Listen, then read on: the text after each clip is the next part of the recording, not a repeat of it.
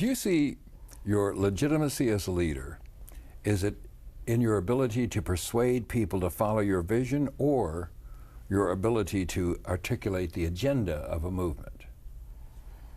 Again, it's not either or. Okay, it could be both. It's not either or.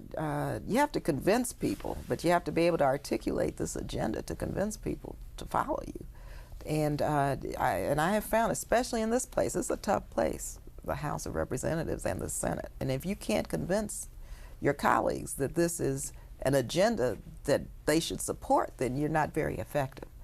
And so you have to have an agenda that's supportive. Like, for instance, and I'll give you an example, HIV and AIDS. No one was really tackling that before, except for Ron Dellums and myself on a global basis before 1998. And I decided I was going to come here and really take on the global AIDS pandemic. And I convinced a lot of members of Congress who hadn't even thought about it to support me in legislation that actually established the World AIDS Trust Fund that you hear about today. And that was my bill that set up that trust fund with Congressman Leach out of Iowa.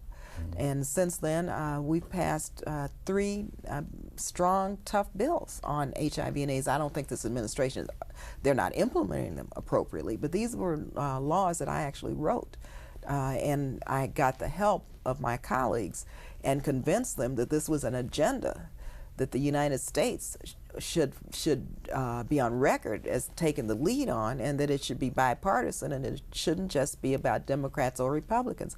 And I think our agenda on HIV and AIDS, chairing the Global AIDS Task Force of the Black Caucus, has been an agenda that has convinced others to come along with us.